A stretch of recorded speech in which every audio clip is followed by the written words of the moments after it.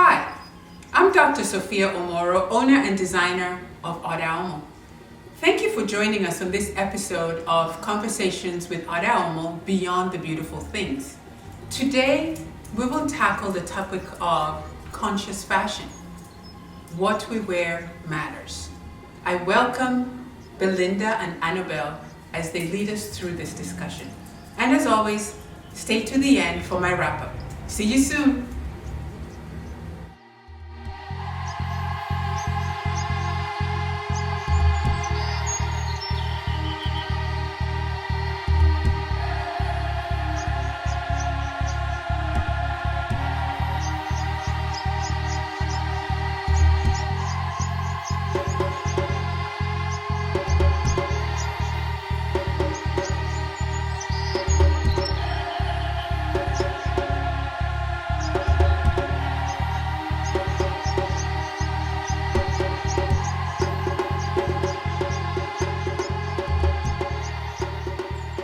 Hi, B.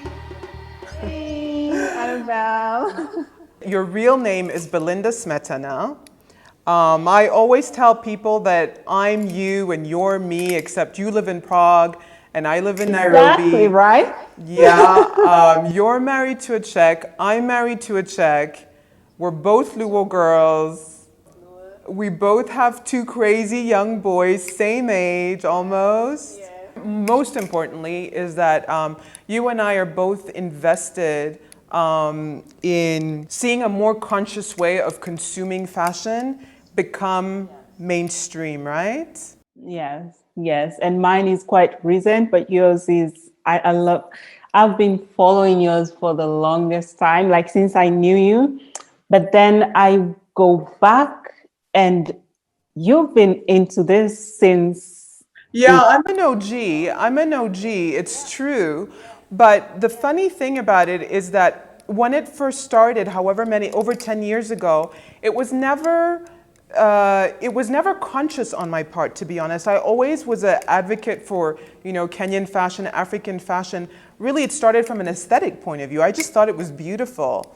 And it's only through the years that I realized that it's more than beautiful, right? I mean, this project is called Beyond the Beautiful Things, and that resonates so much with me now more than ever because it's been a journey for me too, right? Now that I've put all your business on the street, we know where you're from, we know where you live, we know who you're married to. my address. We know your address. We'd really like to hear from you about who you are, what you do within the space of sustainable fashion, and why you do it. Well, so as you said already, my name is Belinda Smetana. I'm Kenyan, living in Prague, Czech Republic. Yes. And I am, I would call myself now a sustainable fashion advocate, but I was a fashion blogger, just the usual fashion blogger who you throw stuff at and she pressurizes people to buy.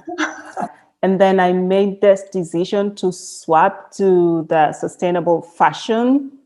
It was last year, December. You've been following the journey, right? Of course I have, mommy. Yes. And so what I do is I try to encourage other people to join and show how easy and how possible it is to be sustainable, to be fashionably sustainable, if that makes sense. Yes, it does. Yes. So tell me what clicked in your mind that made you sort of completely shift from being, this classical fashion blogger who blogs about whatever the brand sent her in the mail to somebody who I see you on Instagram really returning things and being very unapologetic about telling people, no, I'm really not going to represent your brand. You can pay me, but I really just don't feel that. I don't do that anymore. So what changed in your mind?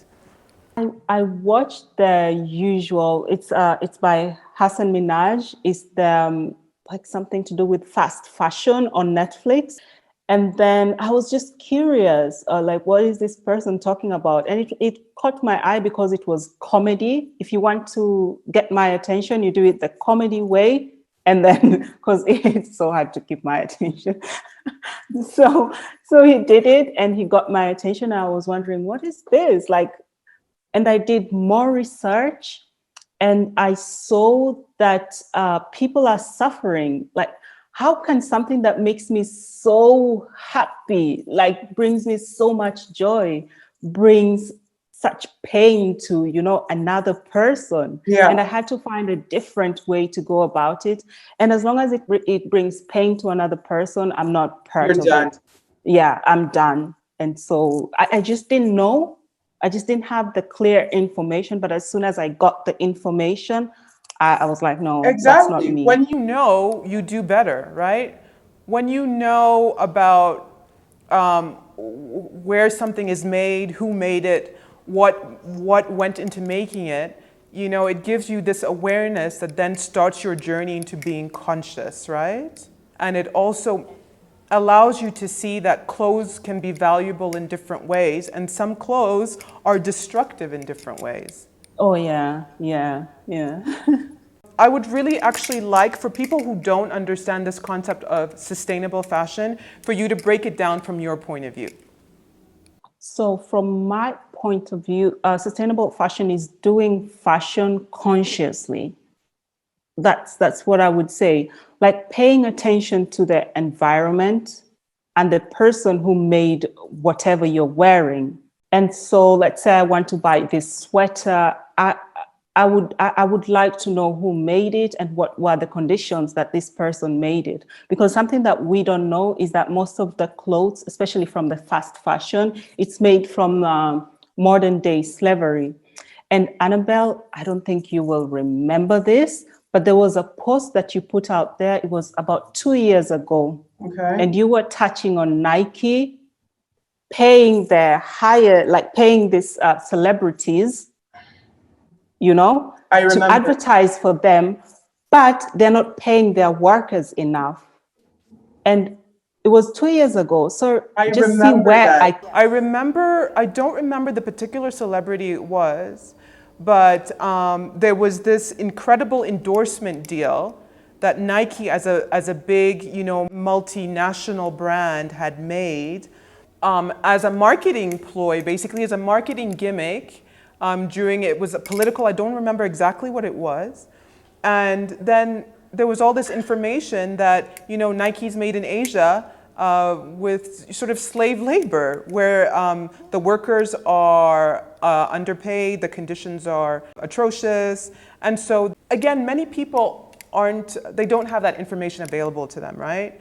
And the products are beautiful. Like you walk into a Nike store and it's shiny, it's beautiful. Who doesn't love a brand new pair of kicks? Yes. But when you consider the value chain of that sneaker getting into that store in Prague or in Nairobi, there are so many implications. When people understand that destructive nature, then they are better empowered to do better and make different choices.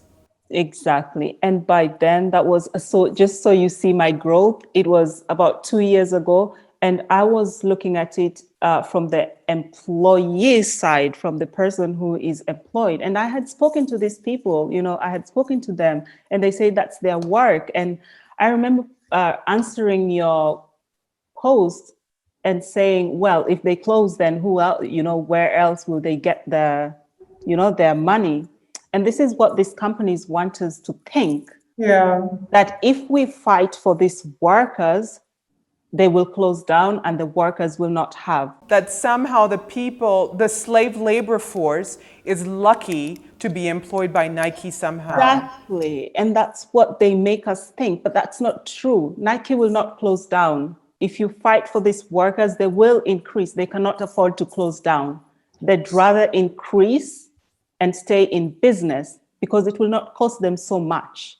And I mean, we keep saying Nike. We're not blaming Nike in particular. Nike for us is a representation of many brands in the world that operate unsustainably and that have unethical practices when it comes to employment. And so what you're suggesting, Belinda, is if the public put pressure on these companies, however it is through activism, online, boycotting their products, that's when change can actually start to happen. Yes, that's what I think, yes. Now, we're in a really special time right now where, the world is on its knees and people are struggling to meet even their most basic needs, employment, food, healthcare.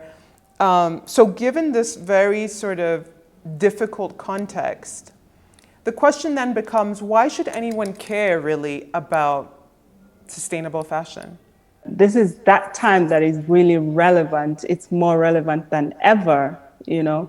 This is the time that you think, so you're on your knees, you cannot afford the healthcare and everything. Now, this is the best time to relate to this person who lives her life like that. But she wakes up every single day to work more than 12 hours to fix the shirt that you're buying for $20. So now is the best time to relate to this person. This is this person's daily life, but she works for 12 hours. So there's never there's never a good time. This is the best time to relate to these people. So basically you're saying this has been a great equalizer for all of us, right? In the sense that now we can, through this economic pressure, we can now relate to the poverty, the inequality, the social injustice that happens behind the scenes in fashion production. It's time to do things differently. I know, right? So, this is more of the same, but I'd like to get a take from you on how does one individual purchase. So if I'm one person and I walk into a store and I just buy one thing, like one t-shirt from, say, H&M or Zara, does that make a difference in the big picture, really? There's an argument that it's just me buying from H&M is not going to make a difference. Do you know what I mean? It's just me. Yeah. Or just me changing the way I think about fashion isn't going to make things any better. What do you have to say to people who have that sort of cynical perspective? So I just want them to look at it this way. So it's just you, and then it's just you on the other, in another house, and then it's just you somewhere else, and then it's just you somewhere else. And then it turns out that it's a million of just you. And it's a global problem, right? It's not just a problem, right? And because of the globalized nature of the way we live now, it's one person's choice that they decide to make. We've seen that with the pandemic. One person's action has the power to really affect the community around them, and the community around that community, and eventually the whole world in general. Yeah. So it's not just you. Like whatever you do is a big difference. Whatever you do, even if you want to turn into a sustainable fashion advocate or activist, whatever you're doing, there's always someone else who is doing, and there's always someone who wanted to do it, but they didn't really have an example, So you can turn into this example or this guinea pig, or that someone can copy. You can be the trailblazer in your community. That's the right word. Lead the path, pave the way. Yes. Okay, so I think let's really give people some concrete steps on what they can do to, flip their mentality like you did and start consuming fashion in a completely different way. I think people need practical advice on how do I do that, right? We can go back and forth on this, on what are the basic questions you need to ask yourself to make a conscious decision when you're buying clothes. So first of all, the first thing is, do I really need it? The second thing I would say is, can I afford it? Living beyond your means and having this sense of over-consumerism, more than you need, living in a fast fashion cycle where every season you need to throw out your old stuff that's no longer trendy and replace it with new stuff. That's the cycle, that's the treadmill that we really need to jump off of. Then you can go farther, maybe, and ask yourself, who made it? The usual, who made it? What were the conditions? What was it made from? Oh yeah, because what were the materials that went into making that garment? Exactly. And I would also add, how long will it last? How long will that item last? Like, what is the quality of it? Yeah, the quality. And usually you'll find that things that are handmade go a lot further. They last you a lot longer than things that are fast fashion, that things that are just factory produced, mass produced, right? When you become conscious, you start thinking about it in a more abstract way. That money that you're sort of putting on the counter to pay for something, ask yourself, what am I supporting with this dollar, with this shilling? Am I supporting the empowerment of a person? Am I supporting the empowerment of a community of people who make incredible products? That's rich in cultural heritage, that's rich in traditional history, that really uplifts our culture? Or is the money that I'm spending right now perpetuating a cycle of poverty for someone who may not be my neighbor, someone far, far away, but someone who's part of my global community? Yes, yes. Is it supporting child labor? Is it, so you have to think where your money is going. So this kind of thinking, I mean, it takes practice. Would you not agree? It's not something that happens overnight. Yes, it takes practice. And Annabelle, to be honest, I don't think I would be this strong if I didn't have a community of people who just push me to go and give me like some learning sources. And I think I would be back and forth with it. But you become so strong when you look for people who are in the same circle, who are doing the same thing. Yeah. And if you decide to, let's say, if you decide to start doing fashion consciously, you just want to learn why you're doing it. Like, keep learning why are you doing it, and keep reminding yourself why you're not buying that sweater. I just want to point out that people think that moving to sustainable fashion is getting rid of everything that you have. Yeah. And then, buying from, Odomo and everything, and just creating another closet. But the most sustainable way you can do is start with what's in your closet. Yes.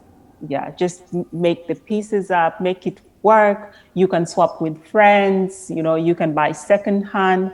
And then if you really need something new, then you go to a sustainable fashion company. Yeah, and I see you reinventing the pieces that you already have in your closet. I mean, you're talented enough that you can do that. But that reinvention of, creating something new from something old is part of that whole sustainability idea. Annabelle, just a quick question. How are you doing it in Kenya? Because I can see in Kenya, I think it's like 10 years behind, because now fast fashion is kicking in. So what are you doing? Like, how do you sit down with your friends and tell them, look, this is like 2010, guys? Well, that's part of why this series, Beyond the Beautiful Things, was conceived, right? If I have a platform to sort of put people on to what I think should happen moving forward, then I'm going to do it. I mean, I think during a global pandemic especially, what a perfect opportunity. This storm has created a perfect opportunity for us to reopen up these conversations, right? Everybody's listening, everybody's waiting to do things differently when we're through this. And so I'm just, we're all trying to find silver linings. And I think a global pandemic that has brought us all to a standstill made us really reconsider the way we've been doing things in the past. How is our new normal going to look? And how, especially in relation to, the things we consume, the clothes we wear, and what we want to see for the future. Okay. I really appreciate your time. I really appreciate your insights, honey. I know that there's crazy things happening in your city right now. So I really appreciate you taking the time to come speak with us. Thank you. Thanks for having me. It was really nice. Thank you, sweetheart. Stay safe out there, and kisses to the boys. Kisses to your boys too. Say hi to everyone. Bye. Thank you. Bye. Bye-bye.